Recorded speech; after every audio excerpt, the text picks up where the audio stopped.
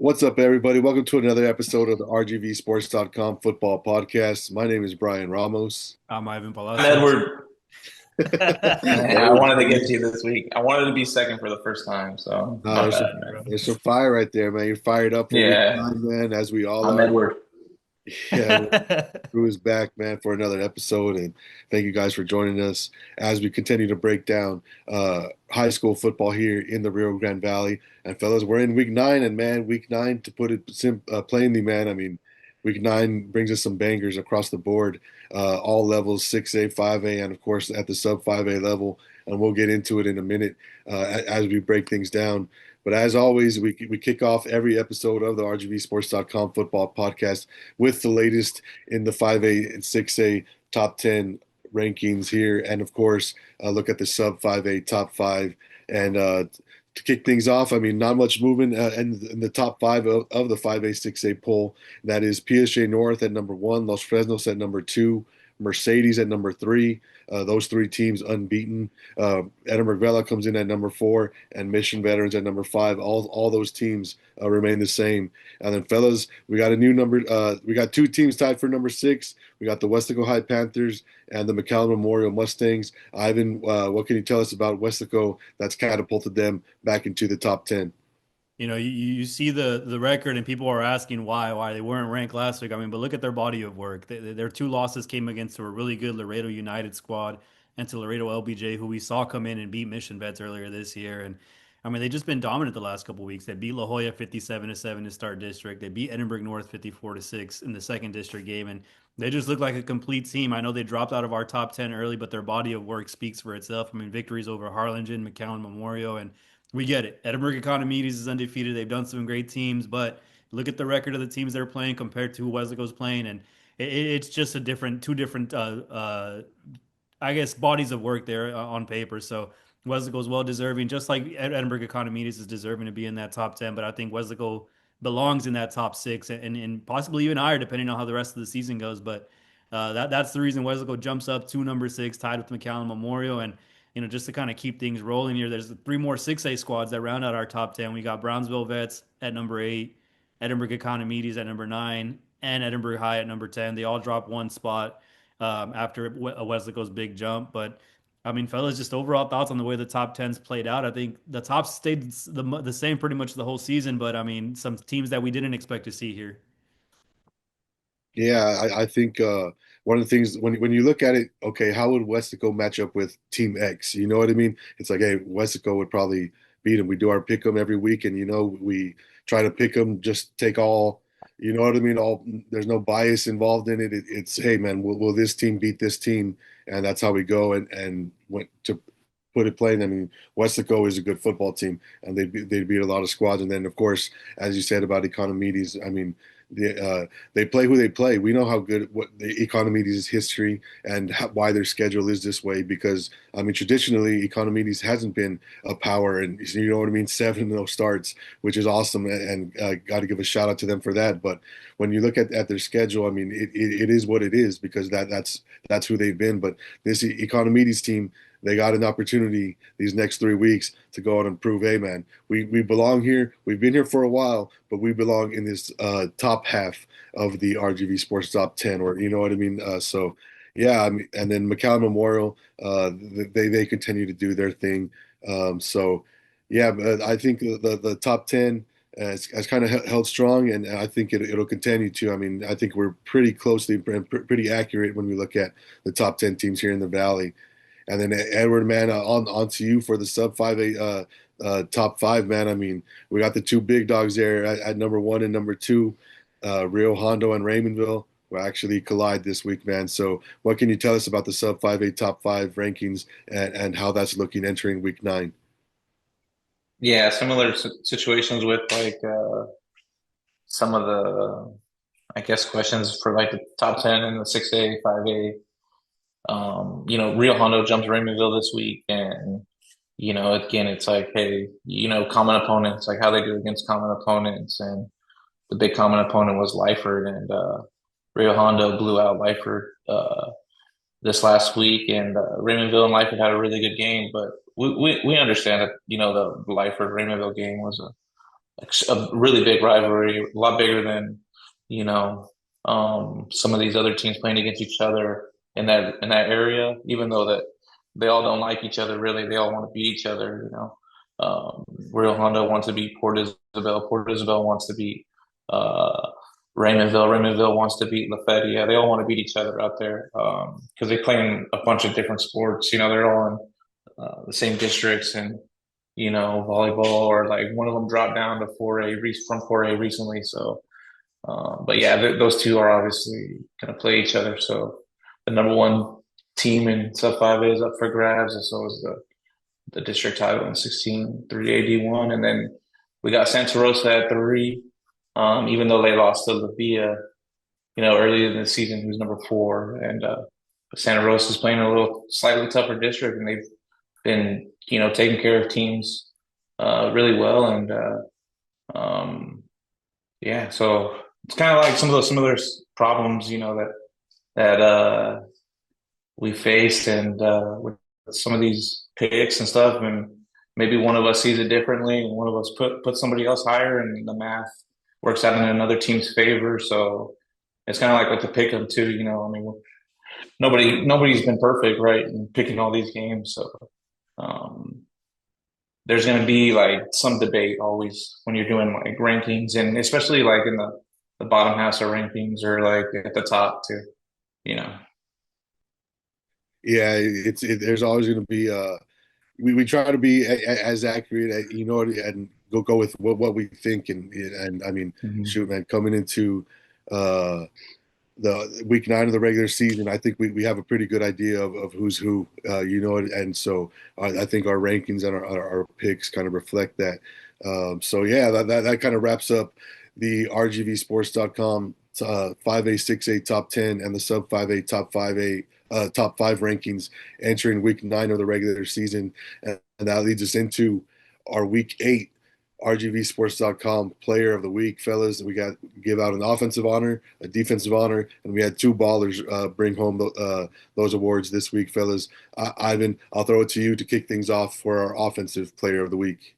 Our offensive player of the week this week goes to our guy from our number 6 team. That's quarterback Chris Luna, who put up over 350 total yards and 7 total touchdowns in a 54-6 win over Edinburgh North. And it's his first year at quarterback, so we didn't know what he was going to look like, but he's looked great back there against Edinburgh North. He goes 15 of 17 for 262 yards and 6 touchdowns among 4 different receivers, both career highs in passing yards and touchdowns. And on the ground, man, 13.8 yards a carry, 110 rushing yards and a touchdown. He finished with 372 total yards and 7 touchdowns. And the kid's been electric, man. I mean, he's an athlete. They put him back there at quarterback because of that. Last year, he was our utility player of the year for the Monitor. And, this year, over 1,000 passing yards and 19 passing touchdowns with just 2 interceptions. Also has 520 yards and 3 touchdowns on the ground. And he's got this Wesleyan offense rolling, and just an all-out dominant performance against Edinburgh North. Panthers improved to 5-2 and 2-0 overall in district with that win. And they're on a 3-game winning streak, and a big reason is because of Luna, who, like I mentioned, our offensive player of the week here in week 8. And on the defensive side of the ball, Edward, you got a chance to see this kid play. I mean, what can you tell us about our defensive player of the week out of Rio Mhm. Hondo? Yeah, freshman having a really good season. Ty Allen, he's from Rio Hondo. And when you're at these games, I think like when you can measure some like a defensive player's success by like how many times you hear their name called. Because I mean, offensive players, they're always going to get their name called, but like if you're around the ball and stuff, your name's going to be constantly said on those loudspeakers if you're playing defense. And Ty Allen, he's had 16 tackles, which I'm saying that's like even great on its own. 1.5 tackles for loss, or yeah, 2 tackles for loss, and then 1.5 sacks, 2 interceptions, forced fumble, and then one of those interceptions he took to the house. Really good game against Lyford. Um, he's been Tylenese has been a difference maker on that side of the ball for Rio Hondo, and they have another like tremendously good athlete that they can count on for the next few years. Yeah, absolute studs bring home this week's RGVSports.com offensive and defensive player of the week honors. Shout out to Westico quarterback Chris Luna and Rio Hondo freshman Kyle Anise, man. Big things as a freshman. Love to see it. So, guys, and we'll keep on breaking down high school football here in the Rio Grande Valley. And as always, we'll look back at Week 8 and everything that came with it, and we always kick things off with a look at the RGVSports.com game of the week. And in Week 8, that took us to a top 10 matchup between the Edinburgh Vela SaberCats and McAllen Row Warriors in District 16 5A D1. And I mean, fellas, Rowe has played well against some really good teams this year. They came into this one 4-2. Vela beats them 16-0. With guys, I mean, Rowe's three losses are against three of our top four. What three is it? Three of our four top teams against Los Fresnos, against Mercedes, and now Edinburgh Vela. So this road team, man, I mean, I just come away impressed with what Coach Taylor has those guys and the way those guys are playing right now. But I mean, you got to give all the credit in the world to Vela, man. After they come out and stumble early in week 2 against Edinburgh High, they've been on another level. They're now allowing under 6 points per game, 5.8 points per game on the year, and they pitch another shutout, a back-to-back shutouts after shutting out Waters Lincoln last week. So the Edinburgh Vela SaberCats, man, they get it done. Running back Christopher Caballero runs for 131 yards and 1 touchdown. He's kind of emerged as the SaberCats kind of lead rusher here through the regular season. We know how good those backs have been historically. The Edinburgh Vela SaberCats lead ball carriers, and this year, I mean, it's Chris Caballero, man. He's a stud doing it there behind the SaberCats O-line. And they don't really throw the ball. I think they had under 30 yards passing. But, hey, when you're running the ball and having success like that, you don't need too much. And then got to give a shout-out to that Vela SaberCat defense, man. Rowe got deep into Vela territory twice.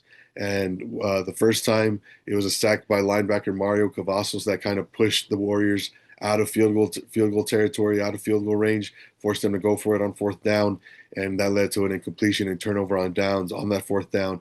And then another one, man. Caden Hoover, he does it again. Interception number 10. You need 10. You need 10 fingers, man. You know what I mean? He's 10 interceptions on the season in 7 games. He comes up with an incredible acrobatic pick in the end zone, kind of reaching back and just comes down with a tremendous catch for his 10th interception of the season. Also had about a 80, let's say 82-yard punt return. He got tackled 3 yards away from the end zone, man. He was that close to a punt return for a touchdown. Would have been his second special teams touchdown of the season, but Caden Hoover added again. SaberCats defense, as I mentioned, Mario Cavazos, OJ Cano and company, they hold the Warriors to 156 yards of total offense in the win. So another strong performance from the SaberCats, man. They keep on rolling, improved to 6-1 overall, 4-0 in district play. And Rowe drops to 4-3 overall, 3-1 in district play. But Rowe, man, they're basically one win away from locking up a playoff spot. They have a couple of tough games left against McAllen Memorial and Mac High, a couple crosstown rivalry games that are going to be big. But Rowe basically one win away from the playoffs. So, yeah, big win for the SaberCats, man. They continue to do their thing. They've bounced back in a big way since that week 2 loss against Edinburgh High. Still haven't given up over 20 points in a game this year. So, yeah, SaberCats, they look really good, and they're going to have to keep that up here as we enter week 9, so which we'll get into and preview their week 9 game, which is another heavyweight matchup for the Edinburgh Vela SaberCats. So, fellas, on to you guys. I know we had some big games going on at the 6A, 5A D1, 5A D2, and, of course, the sub 5A level. Ivan, what you got for us, man? So some big things going on there in week 8. Yeah, I mean, let's keep it in the same district. We had a huge one over at McAllen Veterans Memorial Stadium. Mac High hosting La Jolla Palmview. You know, last year Palmview played spoiler to Mac High season. They beat them in this matchup last year, kept them out of the playoffs. Complete different story this year. Mac High dominates from start to finish, 52-0 over Palmview. Just a huge game from quarterback McCoy Woltoff, 199 passing yards and 3 touchdowns, and 87 rushing yards and 2 touchdowns. And I mean, but I came impressed with that defense, man. We've talked about these guys. You know, Oliver Schwartz had 9 tackles, but Cash Frisbee, man, he really showed out this game. He had 2 sacks, including a forced fumble that was recovered by his brother, Fletcher Frisbee, man. What a play. And, you know, they almost gave up a touchdown there late. Palmview got down to literally inches away from the goal line, but Oliver Schwartz and that defense four straight stops, keep them out of the end zone, forces the turnover on downs to secure that shutout. And a huge win for Mac High, especially after last year's disappointment against Palmview. And it puts him in that position to kind of earn that playoff spot there. You mentioned Rose in the hunt for a playoff spot. Mac High's right there too. They might be out of that district title race, but it's going to be, it was a huge win for them and a huge bounce back, especially after the way last year ended. And just another huge game over at 6A. Economides improves to 7-0 with a huge 52-3 win over PSJ High. Just straight dominance from the Jaguars. Like we mentioned, I mean, you play who you play. PSJ High obviously came in unbeaten or without a win this year, and they fall to 0-7 with that loss. But offensively, we know what the Jaguars can do. Johan Nunes, Carlos Garcia, John Carrion each score for the Jags.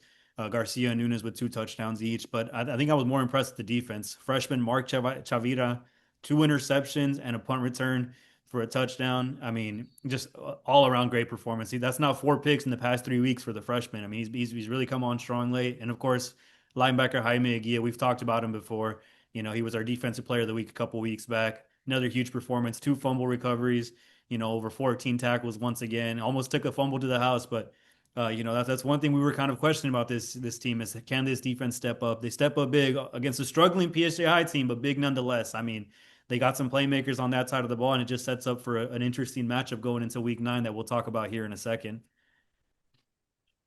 Edward, man, now on to you, man. We had some big things going on. 5A D2, and of course at the sub 5A level, man. Just so, what really caught your eye there as a significant result there in week 8? Yeah, I was out there at Mercedes and Lopez, and a lot of people thought Lopez might be able to give Mercedes a game, and the Tigers, were able to win 63-17. It was really good performance from them all around. They look unstoppable on offense. They can make plays on defense. So, I mean, if there's a team that will that I can guarantee is going to go 10-0, it's probably Mercedes. They finished off the season against PSJ Southwest, Porter, Pace. So I mean, most people don't see them losing. So I think that we could probably put a stamp on them being a 10-0 team this year. But on the other side of 582, and the other side of the valley, Sharyland High came out with a win on the road against Alice, 32-31, big win for them. And Pioneer and Roma battled it out as kind of expected. Roma has had a good early start of the season. They beat some teams that they haven't usually beaten in the past, and Pioneer, we've seen them, also this year. Maybe they could have, what I'm saying, if they had a couple injuries here and there for both Sharyland teams this year, but they were able to come out with a big win against Roma, and I mean those wins kind of seal playoff spots, and it's kind of building for the Sharyland High versus Sharyland Pioneer matchup, and the Sharyland Pioneer versus Mission Vets, Sharyland High, Mission Vets. All those are going to be coming up soon, and it's kind of shaping up for those games to be big district title matchups and playoff seeding spots. Yeah, it's definitely setting up. I mean, shoot, man, we got 3 weeks to go, fellas, and there's going to be some big time matchups going down. Teams battling for playoff spots, and teams, of course, fighting for district championships. So it's going to be interesting to see how these next few weeks play out across the Rio Grande Valley. Now, with week 8 in the books and in the rearview mirror, we move on to our week 9 preview. And fellas, I said it earlier, man, but week 9, man, we got bangers across the board, man. We got really good matchups and a special RGVSports.com, the rare triple header, Ivan. We got big games at the 6A, 5A, and sub 5A levels. All three of them represented in our RGVSports.com game of the week. We'll all three be at some of those games this week. So, Ivan, what can you tell us? You kick things off with the big dogs at the 6A level with our 6A RGVSports.com game of the week. Yeah, like I said, we don't like doing triple headers, but I mean, this week was just too good to pass up. And one of the big ones at 6A, we got number 9 Edinburgh Economides against number 10 Edinburgh High. Both are 2-0 in district. Both are in that hunt for that district title. And to tell of two different ball clubs, Edinburgh Economides has that explosive offense. They're averaging 488 yards a game and over 50 points a game. On the other side, you got Edinburgh High with one of the toughest defenses in the Valley, under 11.6 points per game. The only team that scored more than 2 touchdowns on them was Los Fresnos, and that was in a close one that honestly that they could have won there. So, just it's going to be a clash here. What happens when two moving objects hit, and it's going to be interesting. How can Edinburgh High slow down this Jaguars offense that feels a three-headed monster? And defensively, I mean, Edinburgh High has guys like Isaiah Cisneros, Moises Hernandez, and a defensive line like Diego Gonzalez, David Garza, Esteban Damon, just some monsters there up front in the trenches that can really slow down this run game. And it's going to be huge. I mean, Edinburgh High hasn't lost to Economides in 9 years. The last time they lost to them was in 2015. That was a string of 3 straight wins by Economides before Edinburgh High win on their win streak of 9. So it's going to be huge for district title implications. A win here, puts you in that competition with Wesleyan High, who we expect to move to 3-0 this week. They play PSI, who hasn't won a game this week. So huge one here for District 31 6A title. A loss, you're still in that hunt, but then you got to wait for help. A win, you set yourself up for what could be your first district title. I think Economides hasn't won one since 2003, and Edinburgh Guy hasn't won one since 2004, if I'm not mistaken. So both these teams hungry for a district title, both these teams experiencing some success that they haven't had in a while. So bring in the rivalry factor of it is just an exciting matchup there at Richard R. Flores Stadium this Friday at 7:30 p.m. And Brian, I mean, we got a big one too at the 5A D1 level. I mean, what can you tell us about this one? A battle between two undefeated teams there in 16 5A D1. Yeah, it's another top 10 matchup on our hands. The number 4 Edinburgh Vela SaberCats uh, take the trip to visit the number 6 McAllen Memorial Mustangs at McAllen Veterans Memorial Stadium. And fellas, this one is some Thursday night lights. We got a good Thursday night matchup going down at 7 p.m. Thursday there in McAllen. And SaberCats come into this one, as you said, Ivan 6-1 overall, 4-0 in district. McAllen Memorial Mustangs 5-2 overall. 4-0 in district, and I know it's week 9, and we still got weeks 10 and 11 to play. But man, if this one, I think it's safe to say will decide the 16-5A D1 championship.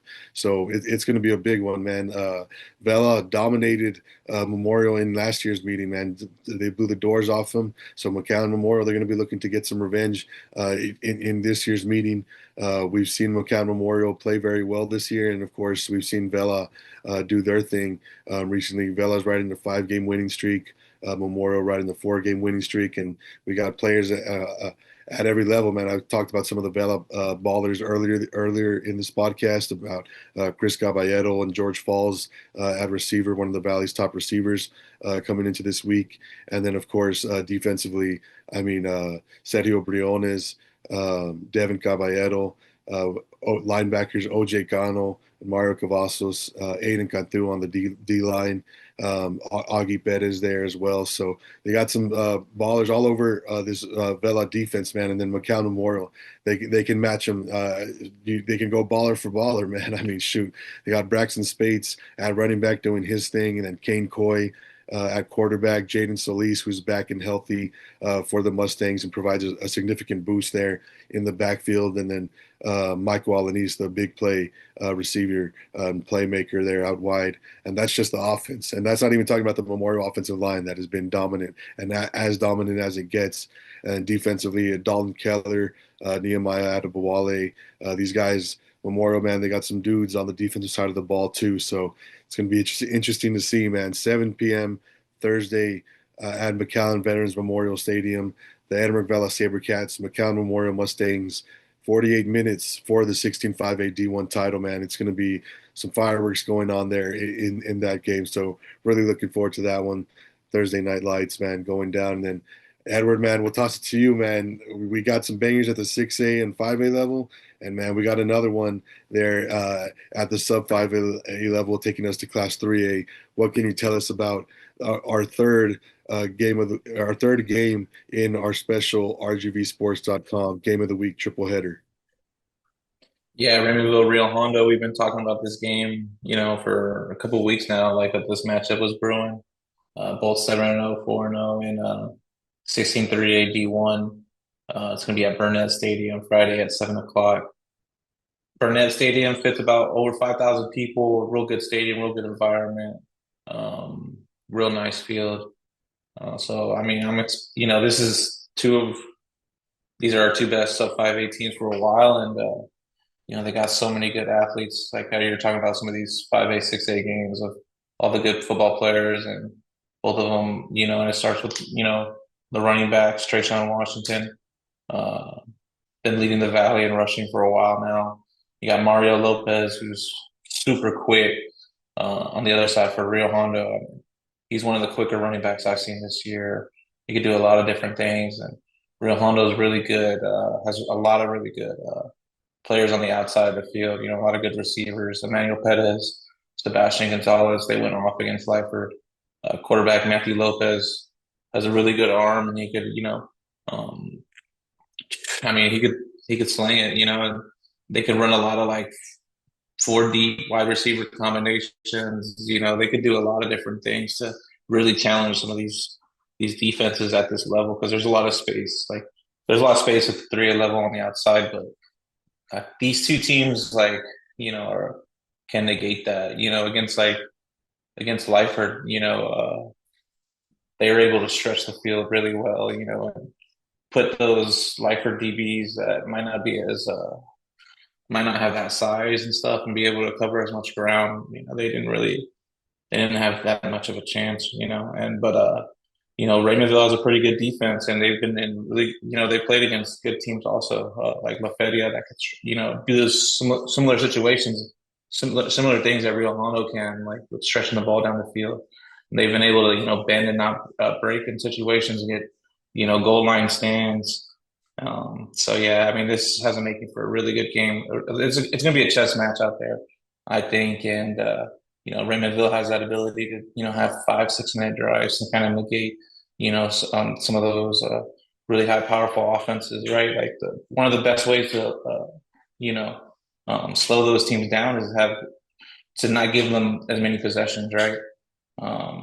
You have if you get the ball twice in a half and you have 2 6 7 minute drives, like that's a whole quarter, and so I think that if Raymondville could do that, they have a really good offensive line, then they're going to give themselves a really good chance to win it. But when I talked to Coach Rocky James after the Lyford game, he said that he feels his team, no matter who they're playing against, can make those big explosive plays.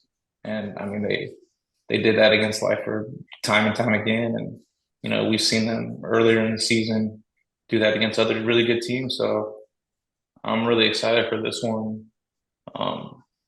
A big game, for both programs. Both programs want to make history. Both programs want to go deep in the playoffs too. So it should be a real fun one.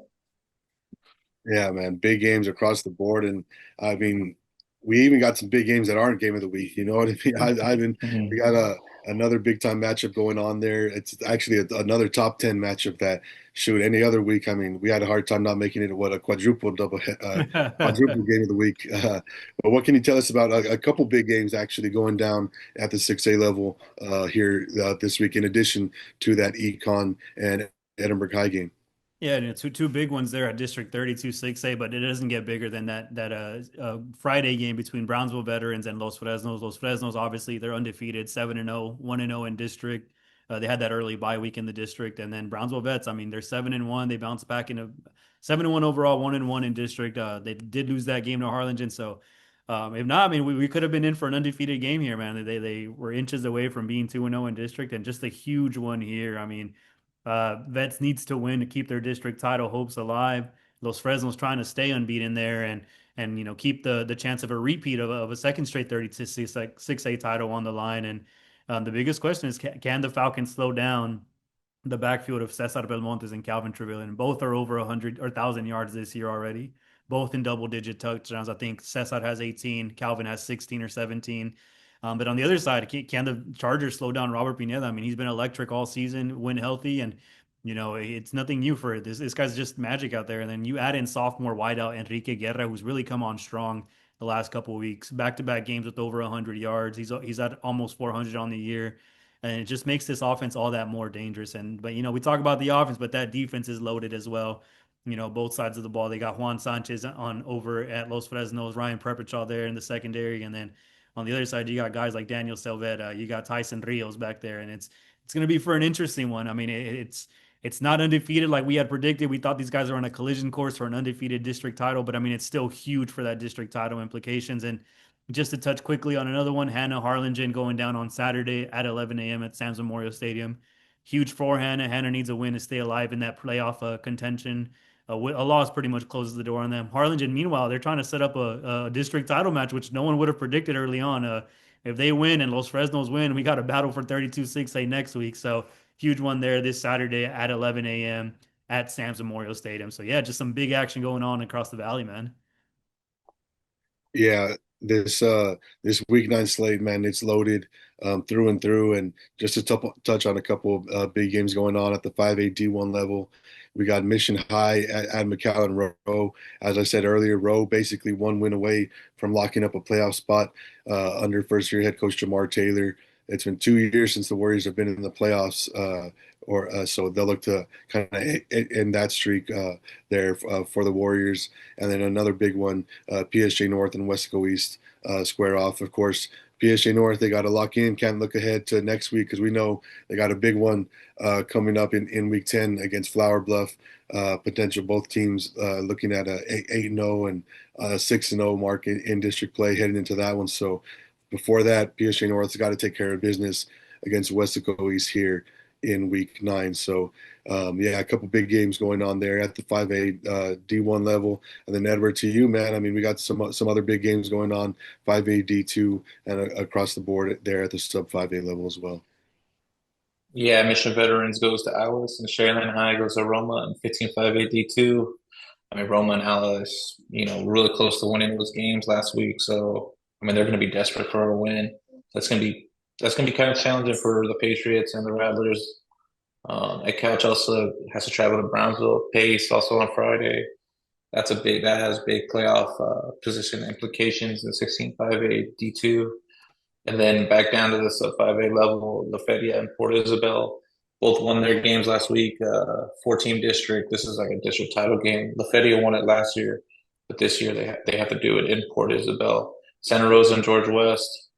Santa Rosa has been off to a strong start in 16-3 AD2. But they have, one of the tougher tests. This is the toughest test that they'll have all season against George West, one of the better teams, not just in that district, but in that region for that division. People think that they could be a region champion.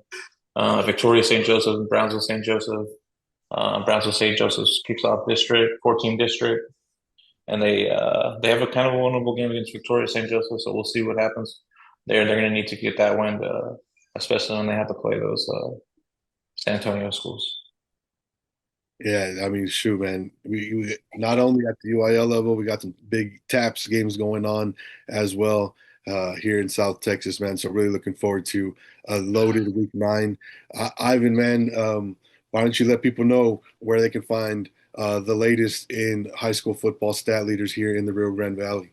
Yeah, man, make sure, we said it once, we'll say it again. Go to football.rgvsports.com to get all the latest stats, standings, look at the playoff picture, all that stuff, and all the coverage there. You can also reach us through rgvsports.com, clicking on that football tab. But we got it all, man. If your coach reported the stats, they're in there. If you don't see them, just shoot us a DM, shoot us an email, and, we'll get that corrected as long as we got everything. And yeah, man, I mean, I've said it before, Instagram, TikTok, Facebook, Twitter, YouTube, we got it all, man. We got everything from interviews, highlights, stats, standings, and game coverage, man. We're bringing you the best, not just of high school football, but also UTRGV football. And before we go, guys, let me get y'all's prediction for these big game of the week matchups, man. I mean, who y'all got this week?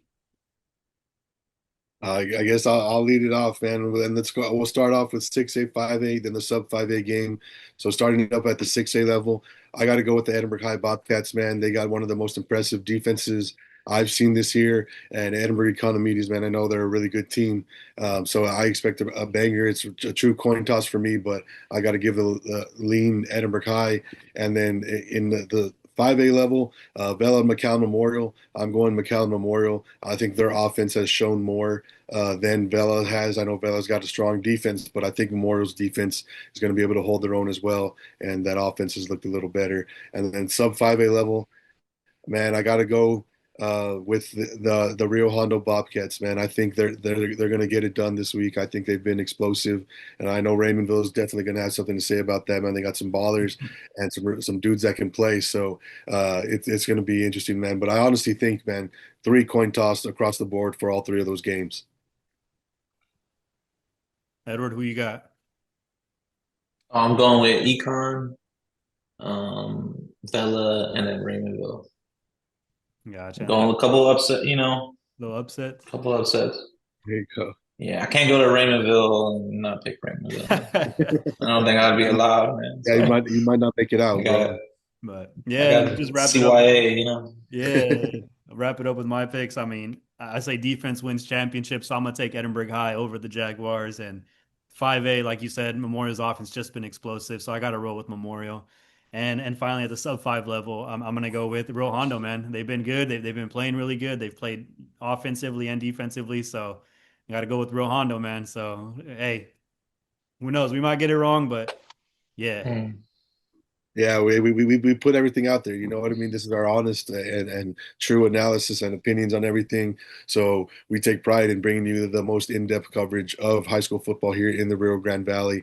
And so yeah, when we make these picks, we don't make them lightly. So we're really looking forward. Hey, when they pick against us, and when they prove us wrong, we take. There's nothing wrong with that, man. Go out and show us. You know what I mean? We're wrong Yeah. all the time, man. That's the business, So and teams, you're out there to go and prove people wrong, and then of course prove people that, hey man, you can get it done. So good luck to all those teams, man. Loaded week 9 coming up to you. So thank you guys for joining us for another episode of the RGVSports.com football podcast. We'll catch you next time.